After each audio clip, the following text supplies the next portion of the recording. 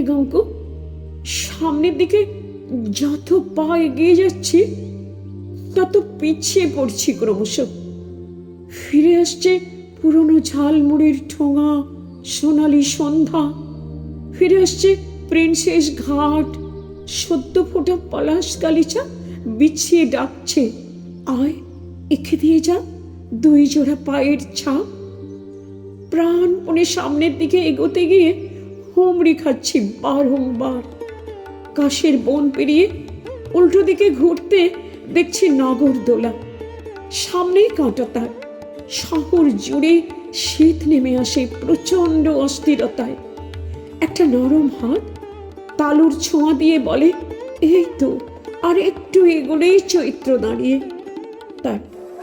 তারপর হঠাৎ ট্রেনের হুইসেল।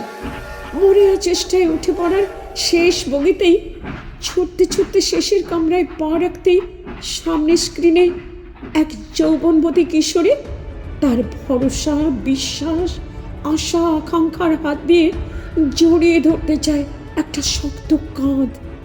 নিমেষেই বদলে যায় মুহূর্তরা। একটা শক্ত দেওয়াল গড়ে উঠছে ক্রমশই, ঢেকে যাচ্ছে যুগলের অববয়। যতটা সামনে এগোতে চাইছে ঠিক ঠিক ততটাই পিছিয়ে পড়ছি। মৃগাঙ্ক, আর একটা বার বাড়িয়ে দে হাত।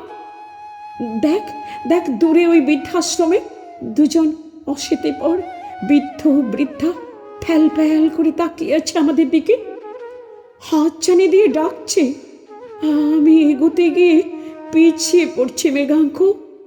স্মৃতি যেন অতীতের চোরা স্রোতে তলিয়ে নিয়ে যাচ্ছে বারবার। শুধু শুধু একটা বার না, একটা বার, শেষবার আমরা এগিয়ে যাই।